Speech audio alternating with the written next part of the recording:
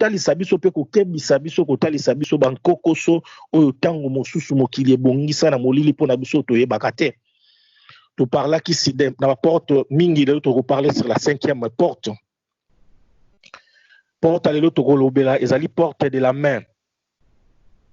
Na banza ba moment na biso tozali na mabondeli depuis tobanda tozwaki thème na biso nkolo atelemiselaki biso ezalaki na psaume 11:3 où elobaki na biso quand le fondement sont renversés le juste que fera-t-il. Apesaki biso ba matangi ebele na banza oyo tozalaki nango biso banso tout tokoma. Na ebite s'il faudra encore na bandela oyo ya liboso ya yambo tobandaka penza na mois de mars. Tozalaki na matangi ebele nkolo apesaka biso. Après ça, le livre Isaïe 54, de 14 à 17. Totangaka lisusu mokanda psaume 91. Totangaka babuku ebele lokola Hébreu chapitre 9, 22. Totangaka mokanda psaume 50, 15. Totangaki makambo ebele ebele yaki pe ba mateya oyo elandanaki na kati na biso na nzela ya basakbatei na ye oyo baenseignaki biso na journée ya vendredi pe dimanche monene ya likambo tozalaki na yango. Na banza biso no surtout malembe tozali ko comprendre pe tozo comprendre ndenge tozo kende continuité banda e bandeli ti lelo eza na même ligne. Cela veut dire nzamba zo tailler ordre ya nouveau départ. A Luka kingana yo bisika tozalaki atuni où es-tu caché, viens maintenant je te donne un nouveau départ. Mais na kati ya nouveau départ nzamba zo talisa biso ya ebele. Nzamba zo kolisa biso ya boyebi ya boko tozanga kilobi toyeba yango lelo parce que si hier tu échouaki peut-être ou tu périssaki c'était par manque de connaissances. Basali na nzambe bateya biso bapesa biso ba connaissance ndenge na ndenge mais peut-être ba porte ya ba vie na biso ezalaki ko permettre te to yoka to mettre yango en œuvre. Peut-être lobinga na yo mato ezalaka nango boucher bateya ndenge nyonso tu balingi baloba ndenge nyonso tu balingi esala te eloko moko na bomoi na ngai na yo te. Et lelo nzamba azotalisa biso bisika makambo wana ezali azopesa biso connaissance puisque lobi na nouveau départ oyo tozozwa tozala bato tokopérir lisusu te tozala bato tokotelema bato ye moko sikoyo azotonga fondement na biso na pierre de saphir ezali ye moko yesu masia libango ya ngengaka libanga oyo ya talo libanga ya nkembo libanga ya nguya yango azopesa biso fondement na yango azopesa biso identité na ye sikoyo totambola penza lokwa ba oyo ya ye. Lelo tokokabola porte de la main ndenge na uti koloba yebi biso bon surtout que la main c'est le symbole de notre travail. Maboko ezali elembo ya musala na kati na bomo ya moto.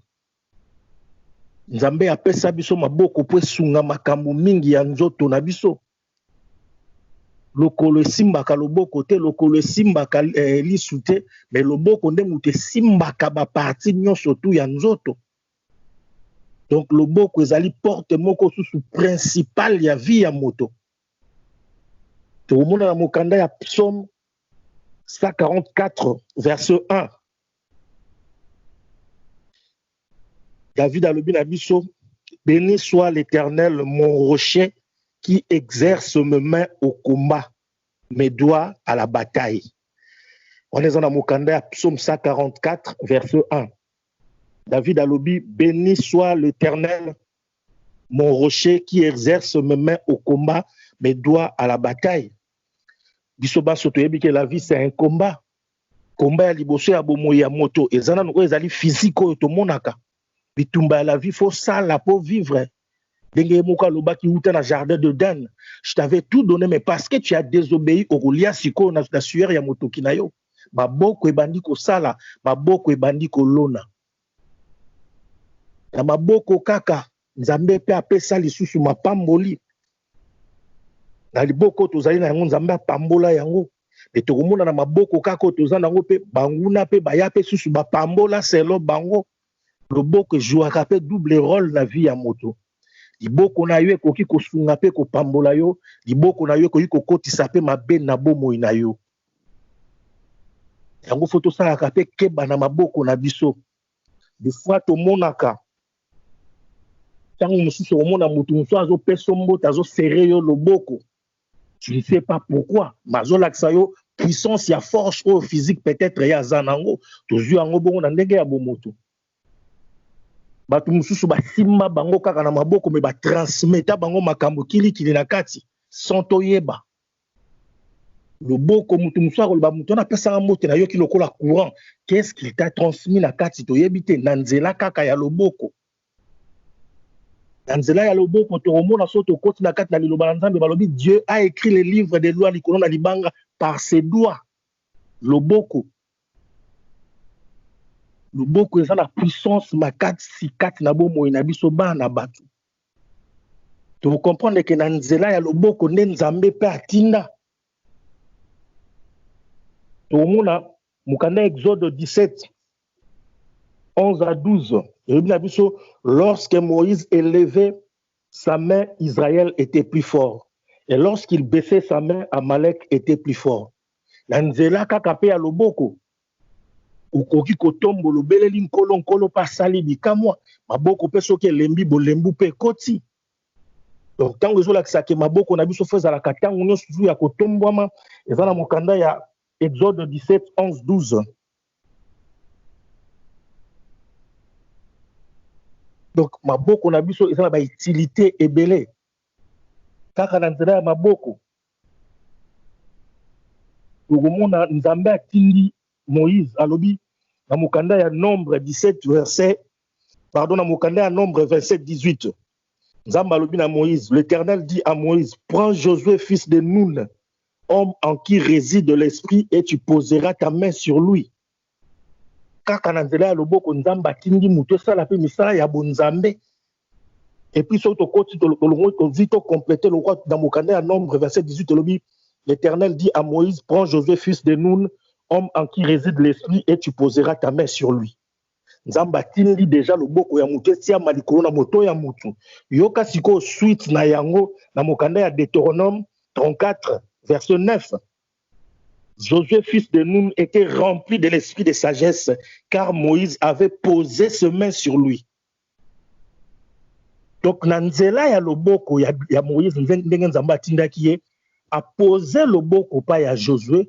Josué a recevoir sagesse na nzela kaka ya loboko. Deutéronome 34, 9, Josué, fils de Nun, était rempli de l'esprit de sagesse, car Moïse avait posé ses mains sur lui. Le boko ya Moïse et transmetta sagesse et pas à Josué. Donc, ma boko est très puissant qu'on a construit un peu de yabatu. Donc, mon Pierre, tant que tu as tambola likona, ma tant que zindaki, yeso atiaki le boko pour sauver ya tombola ye, obika ye et yaki nanzela ya le boko. Loboko ezali très puissant na bomo ya ngai na yo. Yango pe so tokena mukanda ya 1 Timothée 2 verset 8 elobi na biso, je veux donc que les hommes prient en tout lieu en levant de mains pures sans colère ni mauvaise pensée. Alobi tango tozo bondela na bisika na soto bondela maboko foto tombola mais maboko wana feza la pure. To Yesus na point mosusu. Est-ce que maboko na ngana yo eza pur liboso na Nzambe? Maboko ezali na dévolé. Tango Nzambe azotinda yo alobi na mukanda ya Marc 16 18 pardon 16 17 elobi liboso, voici les miracles qui accompagneront ceux qui auront cru. Non, ils chasseront les démons, ils parleront de nouvelles langues. Verset 18 elobi, ils saisiront des serpents. S'ils boivent des breuvages mortels, ils ne leur feront point de mal. Ils imposeront le main aux malades et les malades seront guéris. Nzamba pesa liboko na ngana yo puissance. Habito koko simba banyoka. So tondimeli. Usa abiselote. Abina liboko na yo oko chasser ba démon. Uzana puissance wana. Abina liboko na yo oko imposer maboko likona mituna batu bako bikisama. Liboko na yo za na puissance makati na bomoi na yo, mais liboko na yo pe kebe ko eko za la contraire ya oyo wana. po liboko na osoki pe pongi leki bokokanga maboko eleki ekoki komema na bobola. Maboko ya batu mingi emenisa bango pe ngambu na vie. Mingi toyokaka lokola masolo mezalaka masolo te. Fruit ya sueur na yo. Mutu asomba lopango na Kisasa na motoki ya maboko na ye. Ya pasi na ye me lukela ye ngambu. Pourquoi? Parce que atiaki Gérard Yaya, atiaki Gérard Neve, atiaki Gérard Noko. Mukolo akebo asenga retour e balukela ye pasi ya maboko na ye moko ememisala ye ngambu. Balia ye pa akufa. Mais na pasi yo ya maboko na ye moko. Loboko pe memisi yo ngambu. Si la main de Moïse avait transmis la sagesse na kati ya bomo ya Josué, yo loboko na yo sala kani na mitu ya bato. Est-ce que maboko nyonso ya na bavi na biso ya po esunga biso? Bato mususu na bozoba ya bisengo ya mokili babenga biso maboko pete. Donc yesika ba chéri bazali donc loboko soke kotie bimi quelque chose foya. Mais loboko wana olekende sala misala malamu ya lobota na yo zokoka te. Bozokende salisa bato yo baza kutango mususu na posa ya loboko na yo te. Buzoba pe ya loboko. Ba misusu bapesa bango ka bambote ya pamba. Batobola ye pe maboko. Misala nyonso akosala mbongo ezobunga. Spirituellement, tes mains sont trouées. Mingi maboko etoboka. Nyonso ozosala esimbaka te. Okoki ko souffrir na musala ndenge nyonso tu. Soki ozwi kaka salaire ozoyebesi ke ezokende te. Maboko eza ya kotoboka. Maboko ya yo moko. Lelo Nzambe azolinga toyeba sens ya maboko. Ba maboko nini tosimbaka. Soki totali pe malamu o bato tokoli mingi na toyebi ndenge makambo ya lingomba wa mibeko miso ya lingomba ndenge ezaleli. Yango tomona mutu miso mona na nzela zo bane bonjour tendre loboko aboko zo loboko na yo. Esprit etindi ete peut-être asimba yo. Maboko mingi tosimba ememela biso bangambu. Yo simbo ebike na pesi mbote me ya transmettre yo makambo mususu na kati ya loboko. Ba mususu bakoma musala muke otandi nit épaule nazokoka te mais toza biso nyonso to soki 40 na musala biso ba épaule sala rapasi te mais ye chaque année soka komi kaka na juin ou bien 3 mois après il faut zonga ata zui traitement vandi muke il faut zonga loboko ebeba po kaka osala te ezalaka normal ezali ke na belaki esili. Mais ceux qui est comme na bela etikala ekanga nzoto silaka te foto luka pe tango musu toyeba. Maboko mingi ekufa kaka ndenge wana. Mutu azwi problème loboko ezokoka osala te. Pourquoi? Peut-être parce que mutu moko tosalaka na musala apesa anga mbote moko na tongo toyokaka ba témoignage wana a transmettre nga ba douleur na nyonso tu. Na nzela pe ya loboko. Loboko enemisa ba problème ebele. Na banza totanga kitango tolobela ki première porte de la tête. Tu as comprendre qu'il y a des mains noires au-dessus de nous. Maboko ezo kotisa ba mabena katsa bomo ina biso. Et yela biso pe amingi mutu muso otema pena liboso ne bomo na tosa opese pe mbote te. Omona peta muso mutango za insister. Omona yo peka na kidiba peka lokwa tozali na boyebi te otandre ka liboko pesi mbote. Maintenant photo yeba soki motema esimbite eza pe signe peut-être Nzambe azoko interdire yo azoko tia barrage kosimba ye peut-être tika na yo bato muso na kisa so simbi courant papa tango so zo loba on na neka ya munoko et soki yo moko yebi ke courant za na kati na yo nga na yebite na kosimba peut-être na tiki na ngai maboko ememisa bangambo ebele kaka na maboko na biso. Faut faire vraiment attention dans les camboutas du liboko. Vraiment attention. Maboko na biso ko bongisa bomo ina biso, maboko na biso pe ko boma bomo ina biso. Ba musu to mona teneke église moko songolo bazo simba batu bazo kweya ba simbi ya kweite o mona landi so liboko ngo quelque part liboso po ba simba ya kweya. Mais ozo comprendre te pourquoi kweite la puissance à loboko wana. Peut-être c'est lui qui est en toi est plus fort que l'esprit ozo simba yo. Mais yo lingi kaka ba simbola liboko ngo kweya o nga kuna beglise na comprendre te sona ke na kweya kate ata bazo simba batu ndenge ni ngaka na kweya kate mais tu as un esprit peut-être eza fort par rapport à esprit ya muto azo simba bino mais pourquoi tu veux seulement tomber pour gagner quoi Olandi liboko ngo tout le monde changer na mulongo pour yo pourquoi ya kaka pour quoi nous mona liboko nezo pesa nguya. Tu ne sais pas ce que cette main est en train de transmettre pour transmettre na ba vie aba. Maboko kaka o to monaka. Le to comment mona le to comment comprendre ba geste ya maboko. Eza ba signaux moko très dangereux. Est-ce que l'obina na yeba ke kotsa peut-être misapi 3 ezala ki na signification songolo?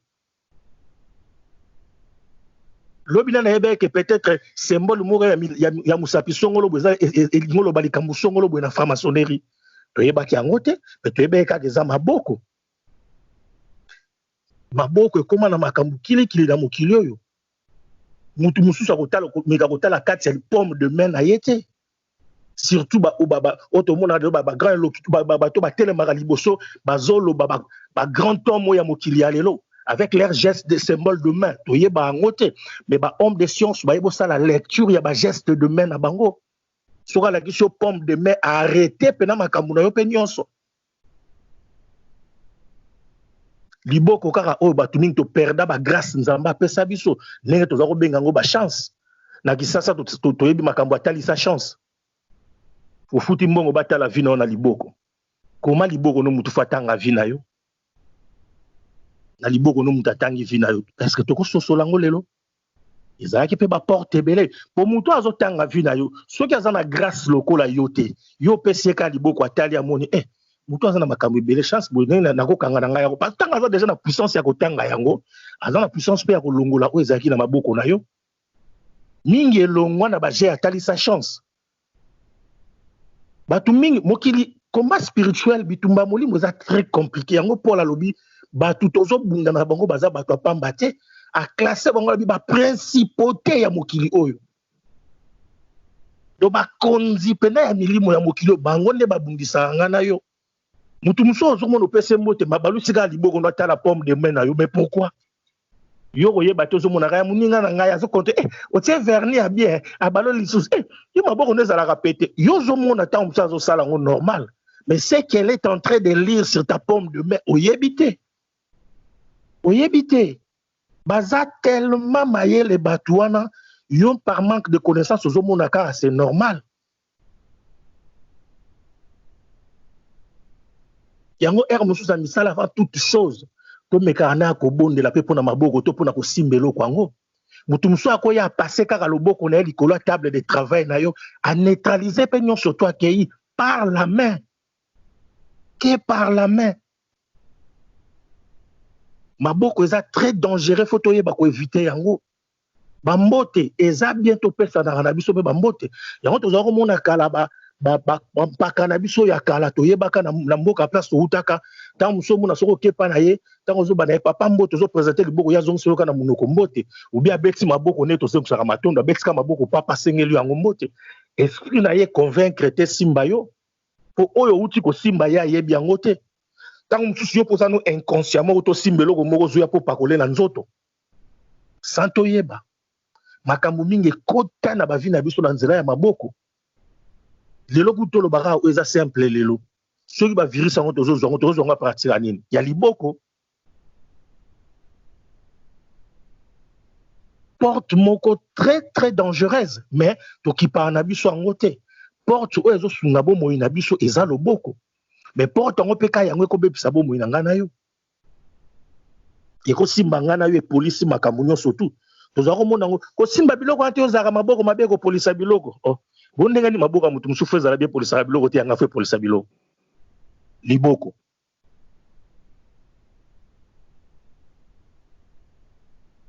fo tokeba baplace oyo ndenge nzambe azolakisa biso porte moko na moko nous devons faire attention à ça ko ndenge tokomi nzambe azopesa biso kamwa mayelo ya moki azopesa tozotransmettre na oyo azopesa oyo bazoyamba bamessage oyo nzambe azokolisa yango azopesa discernement profonde kati na bango tomeka koprofite na yango tosala na yango okeba loboko fo tokeba na yango bisimbasimba te loboko fo ezalaka ntango nyonso tu na pureté na yango mpo nzambe alobi ntango tozotombola maboko mpo tobondela maboko fo ezala pure maboko lelo ekoma soki bandokoma bamessage na batelefone nayebi te soki yango kaka bameme maboko yango tobalolaka bapage ya bible nayebi te est-ce que nos mains sont vraiment pures aujourd'hui encore na nzela ka ya loboko eboma bato kaka loboko mutu akofina yo affaire noyer yo na mai po kufi loboko ya mutu bon na butu ntango bayelaka biso na bandoto bayitilizaka nini kaka maboko bafinaki nga kingo kaka loboko bakangaki nga maboko kaka mutu esalaka.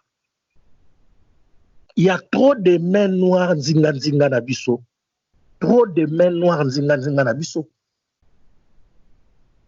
Nzambe fwa kanga ba porte ya maboko nyonso mabe oyo esimbaka bomoi na nga na yo, oyo elembisaka bomoi ya nga na yo, oyo efinaka bomoi na nga na yo, nkolo fwa sunga biso ekende mosika na biso. Nkolo fwa sunga biso ekende mosika na biso. Pour photo vivre maboko oyo penza ya nguya. Photo vivre maboko ya nguya. Maboko na biso fe sala misala oyo kolesa biso. Likolo maboko ya mutoki na ko kufa likolo na ngote. Mingi babetama likolo nzela ya maboko na bango. Puisque sungi mutu mabe zongeli na vie. Nazo yeba mingi ba message toto peut-être batu musu ba comprendra yango te et comme ça même batu mutu maboko makasi pona ko kabila batu na banzela. Pourquoi? Parce que bayoka kala musu ba message ya mabe. Batu musu bakabaka ba mbongo mais grâce ekenda parce que apesaka kepe eza ba réalité salama.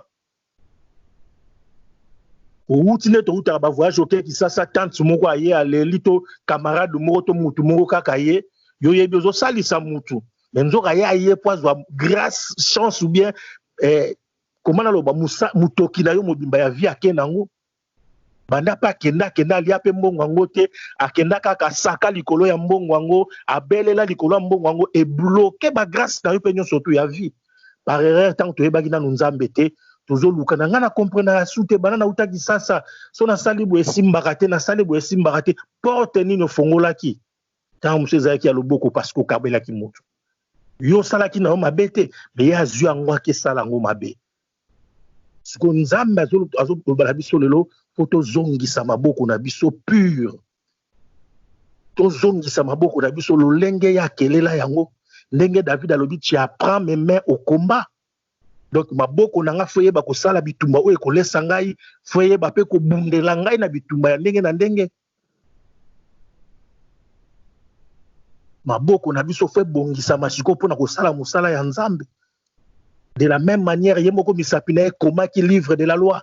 La même manière, maboko na biso peut faire servir nzambe. Foto ke basiko na makambo ya maboko ya batu na bavi na biso. Et puis biso moko pe foto ke bisa maboko na biso na makambo o ya mokili. Parce qu'il y a trop de mains noires. Eleki ebele. Tozo bate na se ya liboko nini tozo bombama. David a dit, ta main droite me rassure. Si la main droite de Dieu rassure David, et la main droite ya Mungu nezo salani na vinanga na yo. Ils ont yande pour détruire. Ils ont yande pour écraser. Ils ont yande pour bébisa. Mutu musa wa yebisa nga ba ndoto na muna loboko muna comprendre ngote e muna soki mwindu moko besoneni. Et ça loboko maben kola zotalisa yo que tu as une main noire à côté de toi. Faites attention. Oyebite loboko wana ezoluka position ni na vie na yo maboko mingi yo tozomona ezobebisa bomoi na biso totalaka ata bambota bakonzile bapesanaka na batv bokomprendre to mona moko abeti moninga na épaule 2 fois na loboko na ya beti 2 fois mosusu omona répondre abeti 3 fois ce sont des signaux bapesanaka sikoyo biso bato mosusu ope toyebi misala na bango tele babetaka biso na mapeka eza po elembisaka biso mapeka obie po epesaka biso nguya toyebi te maboko eza très compliqué. Yango moni le balanzambe Paul alobi na mukanda Ephésiens 6 otozo tanga Ephésiens 6 10 à 18 18e verset lobi mabonde lifwe le kakabiso et à tout moment photo sambelaka à tout moment tango no soli boko no lingo sali kamofo so balanzambe papa nazoka bambongo pona ko sunga parce que yo tindi to sunga oyo azozwango soka azozwango na ndenga mabe ezobebisama na bebi songo na kombo na yo nga na sungiye soka lingo sala ngo mabe zongela ye moko maboko no fo pambola kango tous les jours parce que maboko no nzamba lobi yango ndoko tia batu maboko po babikisama yango ndoko pambolela batu et puis photo ye na mukanda je pense il y a 2 Timothée si je me trompe pas Paul alobi toza na pouvoir ya ko transmettre ba don na maboko na biso. Donc mutako zalaza na ye na don te, tu fais l'imposition de main et tu transmets les dons na maboko na yo. Paul le faisait, toi aussi tu as la puissance et le pouvoir de le faire. Ok, papa Godot, ok, papa Mputu, il t'impose le main au recevoir un don prophétique. Na loboko na ye. Il a le pouvoir de le faire. C'est dans la Bible. Mais tu utilises un maboko na biso na nini. Na pesika exemple ba papa, mais maman Nathalie, papa Pierre, ou bien maman, c'est que maman Marie-Thérèse, mutu nyonso to aza pe na droit au tie loboko transmettre pe mutu. Parce que tozaba auto nimeli Yesu Masia, nous avons le pouvoir dans nos mains. Maboko na biso fait ça la kabika moi. Nzamba lobi, voici le pouvoir qui, les miracles qui accompagneront ceux qui auront cru à mon nom. Est-ce que banda ton nimela Yesu liboko na ose sali musalani? À part quand de balia ka mbongo na yo, à part quand de bazo sakana na mutoki na ngai, à part quand de bazo bloquer nga likolo makambo ya bapasi ya maboko na ngai. Liboko na nga moko zo sala penza nini? Est-ce que liboko na nga se sali bikamwa? Est-ce que liboko na nga se sungi mutu? Ou bien liboko ngo zo lelisaka nga kaka?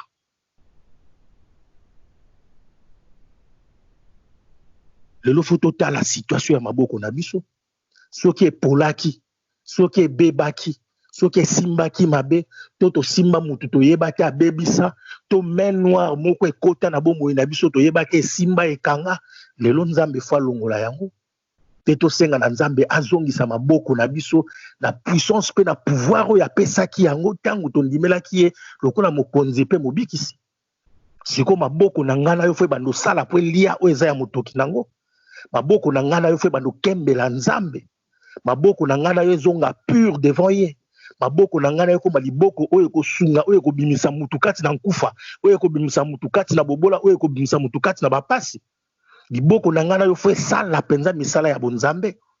Liboko na ngana yo fe koma pe loboko soki imposer malade ya bikisami. Be exercice to ko banda ko pe na banda kuna biso. To ko banda na banda kuna biso. Père la zobela eta na zobela nièce atie loboko na mutu ya nani ya mwana pe abikisami avant tata na yaya. Kotala kaka te parce que tata na yaza prophète. Non, tu as le pouvoir avec ta main. Utilise ça. C'est une porte très puissante qui bimisa makambu yanguya. Et puis ça peut porte moko les choses puissamment négatives qui peut kokotisa makambu mabe na kati. Mais yo siko faut utiliser maboko na yo na ndenge ya bolamu ya mokili. Okanga moyen nyonso to mabe ko kokota par maboko na yo. Okanga moyen nyonso mabe ko bebisa misala ya maboko na yo. Okanga moyen nyonso mabe ko tungisa vino ya parti ya maboko na yo. Loboko na yo siko feza loboko oyo ko sala ya minene. Oyo ko tombola makambu ya nzambe na nzela ya loboko na yo. Nzamba za na posa ya maboko na biso. Soki David a strepelaki parce que nzamba za ko apprendre maboko na ye pona bitumba po lobia bundela Israël, nzambe faut apprendre pe loboko na yo na bitumba, lobio bundela bomoi na yo, obundela loboko na yo, obundela ba o ya nzambe. C'est ça ti na maboko na biso tozana posa esala. Esala kama makambo ezanga tina te. Esala kama makambo ekotungisa bato mususu te, mais elata bonzambe na yango ndenge nkolo alaka po na yango. Comme Moïse asalaki na Josué, yo posala yango pa bato. Transmets ta puissance, transmets la vie par tes mains. Maboko na yeza liboko ya nkembo oyo kosunga kosala misala ya minene, maboko ne ko vanda sula bobola te, maboko ne ko banda kolelaka lisusu te, yango lelo nzamba azoloba tozokanga oyo nyonso te ezalaki ba mauvaise ouverture ya maboko na biso. Oyo nyonso ekotaki maboko nyonso ya mbindo simbaki kolofa longola yango pe atia ya sika na maboko na biso. Que porte ya maboko ya moko na biso epambolama na kombo na Yesu Masia. Et vivre mutoki na yango elia yango muta bloqué yango lisusu te, muta tungisa yango lisusu te, loboko na yo pene sala misala onzamba pesela yo yango. Tokobongama, tokobondela. Lelo otozali na oya kokabula sur la porte de la main yango wana. Ebeti nzambe peut-être ngala zaki na mwa mayele muke. Moko na moko Saint-Esprit akososola, akotalisa ye, tina ya loboko na ye epai elekela oyo esimba oyo elongwama oyo azozongisa sumoko na lelo oye kaka nde mutakoki kososolisa biso ndambu ya mayele azopesa biso na moma ya prière oyo tozoyebake moko na moko guidé par le Saint-Esprit azobakisa ba connaissance ya makasi po biso baso tu toyebi sika o bomoi soki eza ndenge nini tobongama po tobondela Nzambe. Yesu ndeko na bolingo yolinginga mingi yo kufelaki ngai yo talisinga njela yemba aleluya ngai nalingi nkolo Yesu aleluya na Yesu ngai nalingi nkolo Yesu aleluya na Yesu. tokende kumisa Nzambe mpona mwa mayele ya exhortation apesi biso na moko na lelo tokoremercier na boyebi oyo atalisi biso sur la porte de la main mpe koloba na ya bakisa susu kososolisa makati na biso apesa biso esprit ya discernement oyo ya ye toyeba kocomprendre mpenza na profondeur oyo ezali efficacité ya porte de la main mpe toremercier mpona ozosala moko na mokolo kati na bomoi na biso tobondela kombo na Yesu Masiya. Toni Nzambe papa tokumisi yo po toza Nzambe malamu nkolo tonetoli tosanzolo mpona moko na mokolo Nzambe ozopesa biso moke boyebi Nzambe tokomo comprendre basens ya baporte ya bavi na biso Nzambe. Merci susu mpona oyo otalisi biso lelo mpona likambo etali porte de main éternel ya Dieu yango toye kokumisa koremercie po tozali Nzambe malamu banda na koremercie ye mpona bolamu na ye mpona connaissance azopesa biso mikolo na mikolo mpe senga Nzambe esprit ya discernement oyo ya mokie biso tokaboli me ya bakisa oyo ya bonzambe na ye afongola biso lisusu misu tomona lisusu quelle la puissance ya porte de la main oyo tozali na yango tozobondela Nzambe koremercier mpona yango tozoremercier Nzambe mpona oyo asali lelo kati na biso mpona oyo alobeli biso mpe lelo tozoremercier Nzambe mpona oyo asali kati na bavi na biso uta ntongo peti na ngonga o kati na bana mpe mabota na biso tozoremercier Nzambe tozoremercier Nzambe tozoremercier Nzambe tozoremercier Nzambe po etaza malamu mingi kembolo kumu masanzo lezonge epai na ye na kombo na Yesu Masiya na kombo na Yesu sasa epi tozokende senga bolimbisa epai ya Nzambe koloba nkolo tala maboko na ngai yango oyo nyonso ya mabe oyo maboko oyo esala nkolo naye kosenga bolimbisi likolo na yango nyonso ya mabe oyo esimba na inconscience na nga to na conscience na nga Nzambe naye kobebisa yango misala nyonso ya mbindo oyo ekota na bomoi na nga na nzela ya maboko Nzambe ebebisama lelo na kombo na Yesu tokebondela. Zwa maboko na yo banda kolobela yango loba na Nzambe alimbisa soki osala mabe na maboko na yo soki eboma soki pe esala nini lelo Nzambe alimbisa nanu porta maboko oyo na oyo nyonso mabe ekotaki na nzela ya maboko oyo Nzambe banda kobebisa yango na kombo na Nzambe alimbisa ya mabe oyo tosalaki oyo esalaki ke mabe ekotaki na bomoi na biso na nzela ya maboko Nzambe bando bebisa yango na kombo na Yesu Masiya.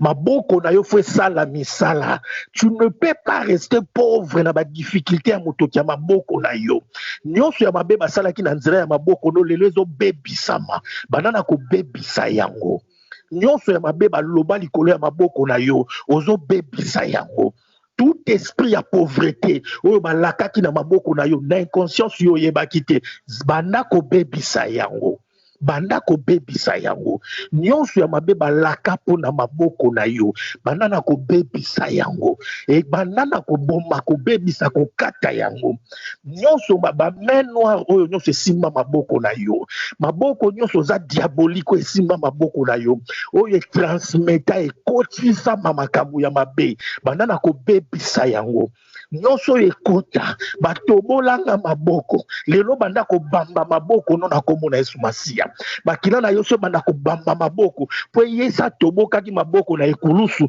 yo kotoboka maboko te soki batobolaki ye maboko na sete po ba richesse na yo ekweyaka yesa amemaki yango na Golgotha maboko no ekozala so ya kotoboka te banda na kobamba yango na kombo na Yesu Masiya.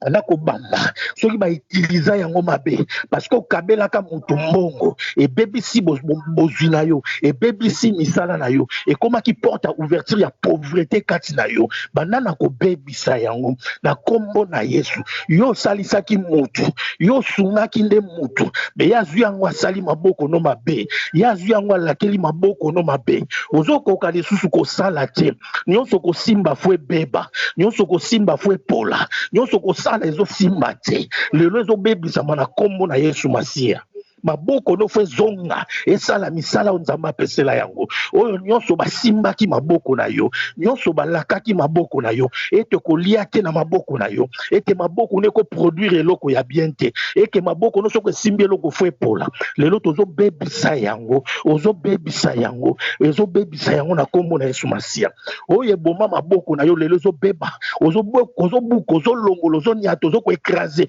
ozotumba yango elongwa ozotumba yango elongwa semence nyonso mabe ekotaki na maboko na yo ebebisama na kombo na Yesu ebebisama na kombo na Yesu likolo ya maboko na yo famille na yo otonga ndako na motoki ya maboko na yo bafamille bakotela yo babosana ete maboko ane mona pasi etandi bambeto epangusi bamesa esali misala ya ndenge na ndenge osimba bakura osimbi biloko ya ndenge na maboko wana ozwi motoki ya loboko na yo bango bakangi bango baekrase bakomi kolakelo mabe bakomi kobundisa yo parce que otindaki motuka emeka korepondre ezongisela yo mbongo parce que otindaki eloko bateka bango balie okoki koloba te ekomi maboko na bango lelo nzamba confondre nyonso tu wana akonfondre nyonso wana na kombo na nzambe nyonso mabe ekotaki na nzela maboko ozobebisa yango ozobebisa yango ozobebisa yango dans le nom de Jésus na kombo na Yesu na kombo na Yesu na kombo na Yesu na kombo na Yesu na kombo na Yesu ozobebisa nyonso na kombo na Yesu na kombo na Yesu na kombo na Yesu ozobebisa nyonso na kombo na Yesu na kombo na Yesu Kristo ozobebisa nyonso na kombo na Yesu Masiya na kombo na Yesu Masiya na kombo na Yesu Masiya ba main noire nyonso ba main noire nyonso maboko nyonso ya molili oyo esimbaki yo maboko nyonso ya molili oyo ekangaki vi na yo maboko nyonso ya molili oyo eza penepene na yo po esala mabe banda na kokata yango ngongo na kombo na Yesu Masiya banda kokata maboko nyonso ya molili pene na vi na yo ba main noire nyonso banda na kokata yango likolo ya vi na yo ba main noire nyonso banda na kokata yango likolo ya musala na yo ba main noire nyonso banda na kokata yango na bandoto na yo ba main noire nyonso banana kokata yango pona vie ya couple na yo ba main noire nyonso banana kokata yango likolo ya bana na yo ba main noire nyonso banana kokata yango pona vie na yo ba main noire nyonso banana kokata yango vie physique na yo économique nyonso financière nyonso banana kokata ba main noire nyonso o etelemi liboso na yo peut bouleverser vie na yo peut changer yo nzela ba main noire nyonso o stopper vie na yo banana kokata yango banana kokata yango bana kokata yango na kombo na Yesu Kristo ba main noire nyonso oyezo bebisa ba projet na yo bana kokata yango ba main noire nyonso oye stoppa vie na yo oye stoppa progrès na yo bana kokata yango peut-être aux andengo koki kozala te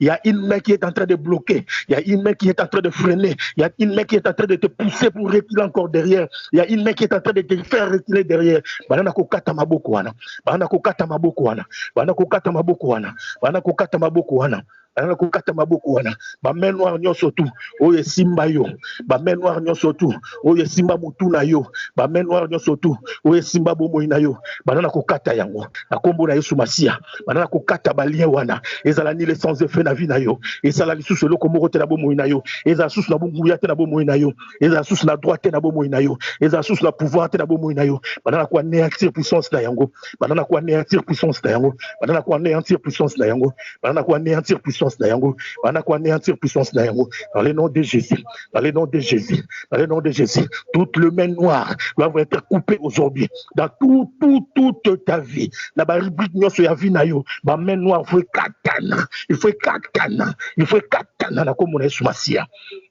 au nom de Jésus dans le nom de Jésus dans le nom de Jésus Christ Dans le nom de Jésus-Christ. Dans le nom de Jésus-Christ. Dans le nom de Jésus-Christ. Main noire, mon côté. Main maléfique, mon côté. Ils ont tous na pouvoir na vie na ngai. Ils ont tous na pouvoir na vie na yo.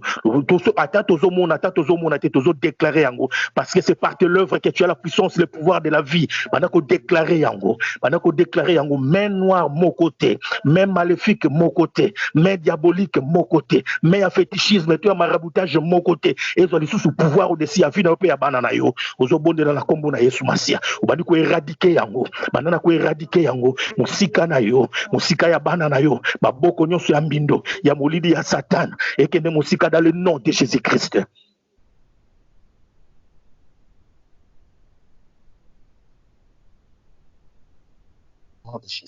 Nangonga oyo utalibadi kotala maboko na yo banda siko kotatola bolamu mpona maboko na yo banda koprophétiser mpona maboko no loba nzambe maboko oyo esalaki te lobi lelo fwe bando sala maboko oyo nazopambola yango na kombo na Yesu maboko fwe sala makambo ya minene maboko fwe simba bamaladi babikisama maboko fwe zwa mbongo maboko fwe tonga maboko fwe pambola maboko fwe sala maboko fwe tatola kombo na yo maboko ekotombwa mpona lokumu na kombo na yo tosambe na kombo na Yesu Masia banakoloba malamu mpona maboko na yo banako récupérer o nyonso bayibaki na maboko na yo banako récupérer nyonso bayiba ya maboko na yo banako récupérer nyonso bayiba ya maboko na yo banako récupérer nyonso bayiba ya maboko na yo puissance ya maboko no babotolaka na mutu songolo banako récupérer yango lelo pouvoir nyonso tezalaki na maboko na yo oyo barachaki na ndenge ya molili banako récupérer yango banako récupérer puissance ya maboko na yo banako récupérer pouvoir ya maboko na yo grâce ya maboko na yo banako tatola yango maboko na yo fo sala maboko na yo ko sala ezombongo ko sala fo liama na maboko na yo motoki na yo fo vivre yango na maboko na yo maboko no fo sala production positive maboko na yo fo produire ezali positivité ya bomoi na yo mobimba maboko na yo fo bikisa batu loba maboko na nzambe ko bikisa na ko imposer ba main sur le malade les malades seront guéris par mes mains les malades seront guéris par mes mains les morts seront ressuscités par mes mains les sourds Seigneur bakoyoka baveugle verront na maboko na yo okosala maboko na yo baboite bakotambola na maboko na yo ekosala misala banako tatola yango pona maboko na yo banako tatola yango na maboko na yo les fruits de tes mains tu le mangeras toi et ta famille dans le nom de Jésus le fruit de tes mains tu le mangeras toi et ta famille dans le nom de Jésus mutakoboto lazali susute mutakobebisangwa zali susute na kombo na Yesu maboko epambolama maboko ekoma pure maboko na yo zwa nkembo maboko na yo zwa puissance maboko na sala bikamwa maboko na yo guérir maboko na yo transmettre ba don spirituel maboko na yo élever batu maboko na yo tombola batu maboko na yo sauver batu na kombo na Yesu Masia loba pona maboko na yo déclarer vie pona maboko na yo déclarer bomo ya kembo pona maboko na yo dans le nom de Jésus dans le nom de Jésus dans le nom de Jésus dans le nom de Jésus dans le nom de Jésus-Christ dans le nom de Jésus-Christ dans le nom de Jésus-Christ dans le nom de Jésus-Christ maboko na yo oyo nyonso babotola ki banana ko arracher yango nyonso babotola maboko no banana ko arracher yango nyonso babotola maboko na yo banana ko arracher yango banana ko arracher nyonso babotola na maboko na yo banana ko arracher nyonso babotola na maboko na yo banana ko arracher nyonso babotola na maboko na yo banana ko arracher nyonso babotola maboko na yo banana ko arracher yango banana ko arracher na yo misala ya maboko no obakanga banana ko arracher banana ko récupérer yango banana ko récupérer yango dans le nom de Jésus-Christ ba prophète siko bakosimba biso tokobikisama bapaster bakosimba biso tokobikisama ngai na yo pe tokosimba batu bakobikisama parce que c'est le miracle qui accompagneront ceux qui auront cru en son nom comme nous avons cru en son nom nous allons ces miracles doivent nous accompagner nous allons imposer nos mains partout et tout ce que tu toucheras sera béni dans le nom de Jésus.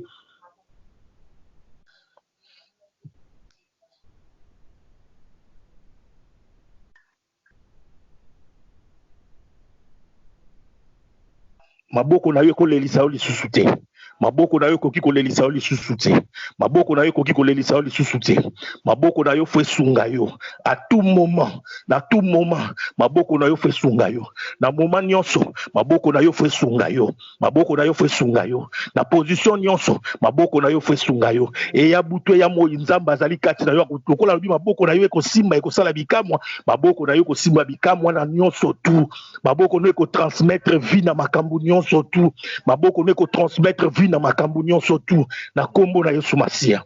Na kombo na Yesu Masia.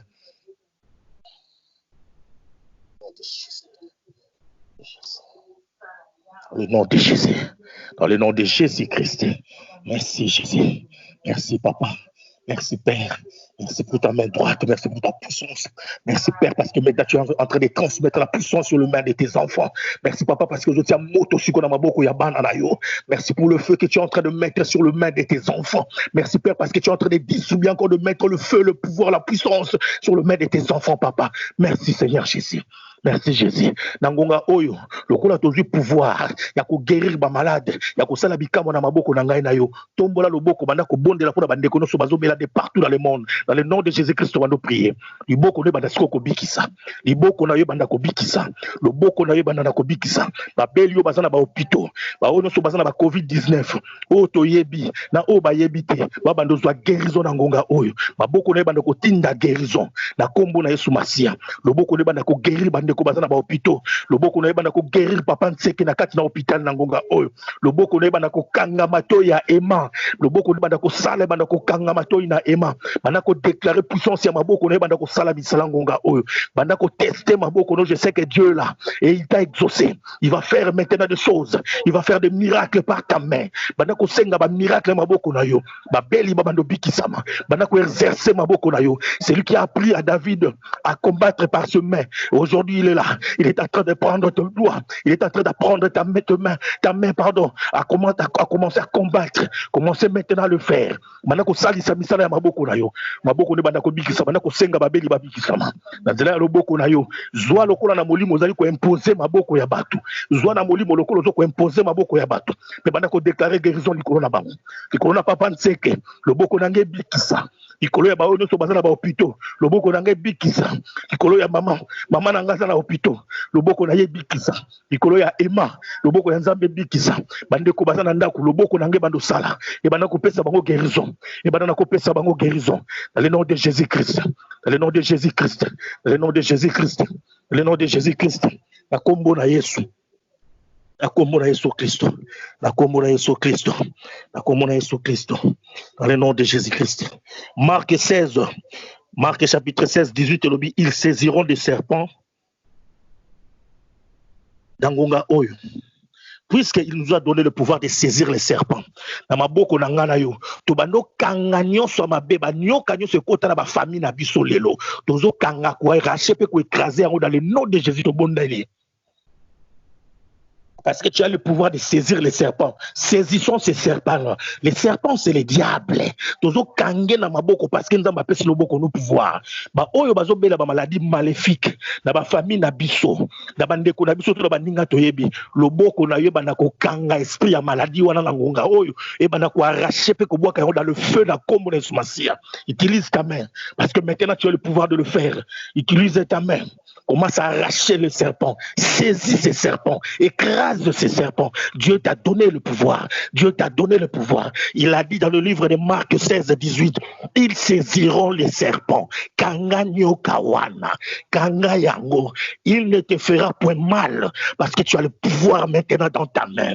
Tu as le pouvoir de guérir et de délivrer. Commence à le faire maintenant dans le nom de Jésus. Dans le nom de Jésus-Christ. Dans le nom de Jésus-Christ. Dans le nom de Jésus-Christ, que ta main commence maintenant à faire des miracles. Que ta main commence à faire des miracles. Que ta main commence à faire des miracles. Que ta main commence à faire des miracles. Que ta main commence à faire des miracles. Que ta main commence à faire des miracles. Dans le nom de Jésus. Dans le nom de Jésus. Que ta main commence à faire des miracles. Dans le nom de Jésus-Christ. Dans le nom de Jésus-Christ. Na kombo na Yesu Christo. Na kombo na Yesu Masia. Na kombo na Yesu. Na ngonga oyo. Loboko na mobali. Eba na ko stopper tout danger. Ekoya lobi to lobi ezoya na ba programme nyonso mokili ezosala loboko na yo e stopper yango dans le nom de Jésus-Christ to bondeli. Élève ta main et stoppe tout danger qui peut venir maintenant. La deuxième vague au bazoloba, que ta main et stoppe tout. Ta main doit tout stopper dans Ngonga Oyo. Stopper nyonso tout et stopper nyonso tout et que nemosika par la puissance de ta main droite commence à tout stopper maintenant. deuxième vague oyo arrêté yango na loboko no yanguya pour ngonga oyo loboko na nzambe za ko sangana na loboko na yo. Commence à déclarer, commence à arrêter cela. Mauvais nyonso tout, mauvais cas nyonso tout, ba danger nyonso ko na deuxième vague loboko le banana ko arrêter yango dans le nom de Jésus. Commence à exercer la puissance et le pouvoir